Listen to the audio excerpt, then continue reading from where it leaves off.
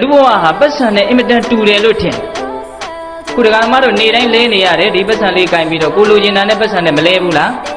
လဲနေရတယ်ဒီအလုပ်ကိုနေတိုင်းလုပ်နေရတယ်အဲ့ဒီမှာပတ်စံရဲ့တန်ဖိုးဆိုတာကိုလိုချင်တာနဲ့လဲလိုက်ရတဲ့အချိန်မှာအထွတ်ထိပ်ကိုရောက်ဒီတိုင်းထားရင်ပတ်စံကတန်ဖိုးရှိတယ်လို့လည်းပြောရခက်တယ်တန်ဖိုးမရှိဘူးလို့လည်းပြောရခက်တယ်ဒီငွေကြောင့်မို့လည်းပဲတချို့အသက်ခံရတယ်ဒီငွေကြောင့်မို့လည်းအမျိုးမျိုးဆင်းရဲပြီးတော့ဒီငွေကြောင့်မို့ပဲစိတ်ဆင်းရဲတာတွေအများကြီးလည်းဖြစ်နေသေးတယ်အဲ့တော့ပတ်စံရဲ့တန်ဖိုးဆိုတာ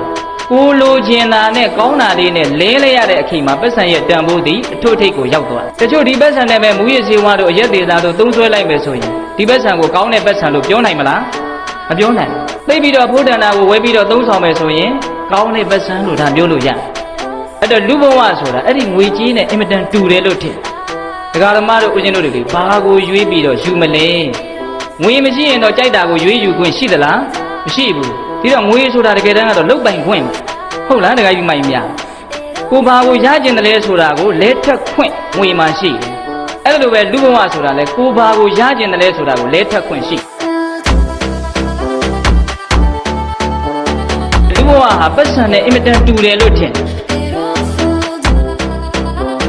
ကိုဘာကိုရကျင်တယ်လဲဆိုတာကိုလဲထက်ခွင့်ရှိ